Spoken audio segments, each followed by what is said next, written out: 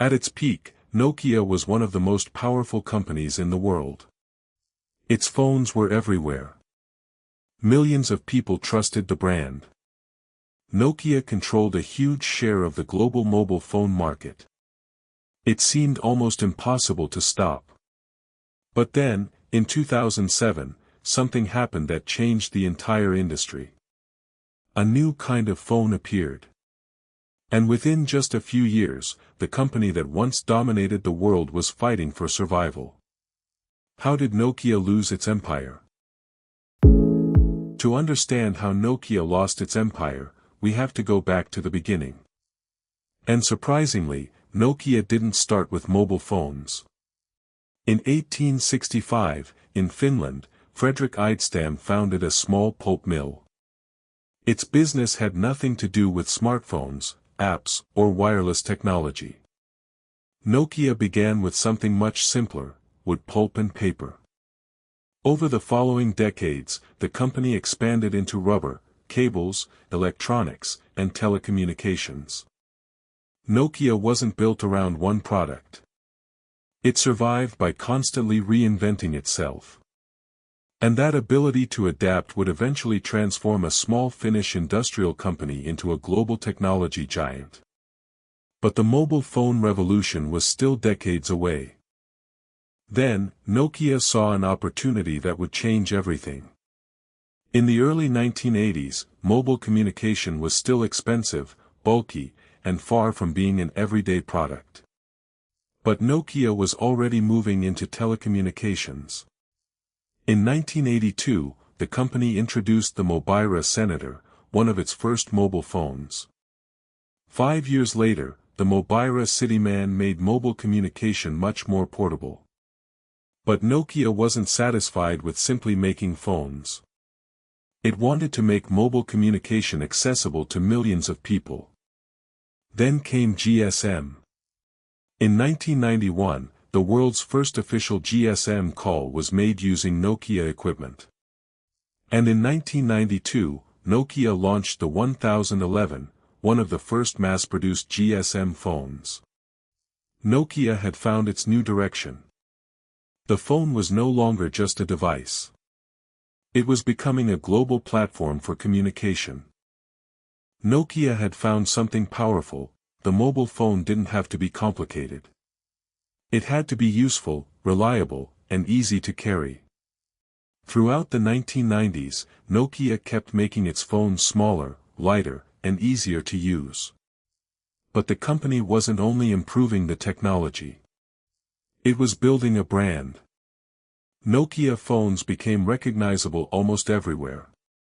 The company expanded rapidly across Europe, Asia, Africa, and the Americas. Then came a simple idea that changed the way people saw mobile phones. A phone didn't have to look like a piece of industrial equipment. It could have personality. It could have color. It could even become a fashion accessory. Nokia wasn't simply selling technology anymore. It was selling a lifestyle. And then, Nokia did something few companies had ever done before. It turned the mobile phone into a global phenomenon. Nokia phones were no longer reserved for executives or wealthy customers. They were becoming affordable enough for ordinary people. The company released model after model, each one smaller, easier to use, and designed for a different kind of customer. Students bought them. Workers bought them. Families bought them. And millions of people around the world began carrying the same brand in their pockets. Nokia was expanding faster than most of its competitors could follow. By the end of the 1990s, Nokia had become the world's largest mobile phone maker. And the company wasn't slowing down. It was only getting started.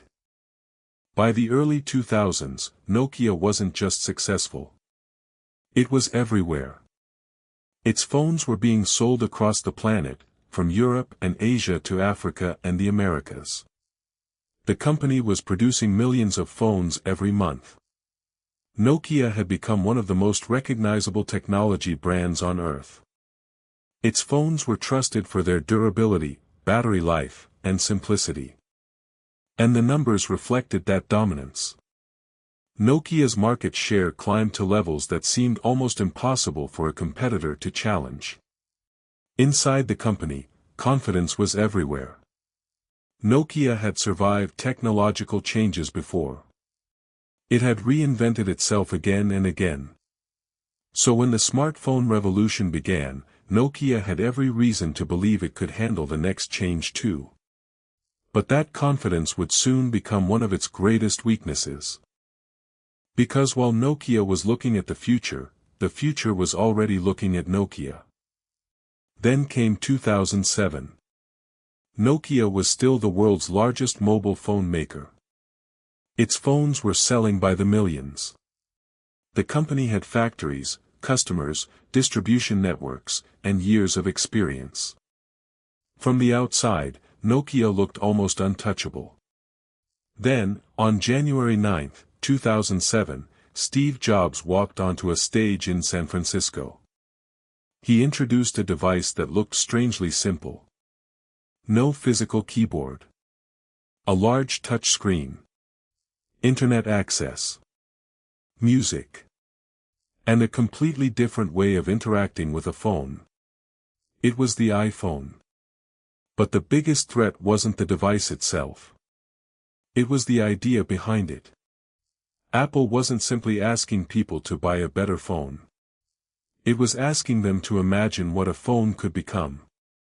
And that changed everything. Nokia wasn't blind to the threat. The company knew smartphones were changing the industry. And it had something of its own, Symbian. For years, Symbian had powered millions of mobile phones around the world. But there was a problem. Nokia was still thinking like a phone company. Apple was beginning to think like a software company. The difference was enormous. Nokia focused on hardware, specifications, battery life, cameras, and physical design. Apple was building an ecosystem around software, touchscreens, and applications. Then another competitor entered the battle. Google backed Android. Suddenly, Nokia wasn't facing one new rival. It was facing an entirely new way of building smartphones. Nokia tried to respond. It introduced new touchscreen devices and continued investing in Symbian. But every response seemed to arrive a little too late. The market was moving forward. And Nokia was trying to catch up. But catching up wasn't enough. Nokia was losing ground. Its traditional phones were still selling, but the center of the market was moving toward smartphones. The company needed a new strategy.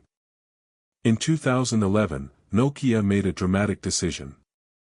It partnered with Microsoft. Windows Phone would become Nokia's primary smartphone platform. The hope was simple: combine Nokia's hardware and global reach with Microsoft's software. But the smartphone market was already moving at incredible speed. Android was spreading across manufacturers. Apple's ecosystem was becoming stronger. And Nokia's new strategy needed time. Time was exactly what Nokia didn't have. Sales weakened. The company's position continued to deteriorate. Then, in 2013, Nokia made a decision that would have been almost unthinkable just a few years earlier. It agreed to sell most of its devices and services business to Microsoft. In April 2014, the deal was completed. The company that had once dominated the mobile phone world had effectively lost its phone empire. Nokia had not simply lost a market. It had lost the business that made it famous. So, why did Nokia really lose? The answer is more complicated than one bad decision. Nokia didn't lack money. It didn't lack engineers. It didn't lack customers. And it certainly didn't lack experience. The problem was that the company had become incredibly good at winning the old game. Nokia knew how to build phones. Apple was changing what a phone meant. Android was changing how smartphone software was distributed. And Nokia was caught between two worlds. Its enormous success had created another problem. The bigger the company became, the harder it was to change quickly. Decisions became slower. Internal systems became more complicated. And the company had to protect an empire that was already generating billions. That made radical change much harder. Nokia's story teaches us something bigger than the history of one company. Being the market leader doesn't mean you are safe. Your biggest strength today can become your biggest weakness tomorrow. Technology changes. Consumers change. And entire industries can change faster than even the most powerful companies expect. Nokia didn't disappear. It reinvented itself once again. But it had to leave behind the business that made it famous. And that's the real lesson. Success can make you powerful. But the ability to change is what keeps you powerful. ****. This is powered by finance.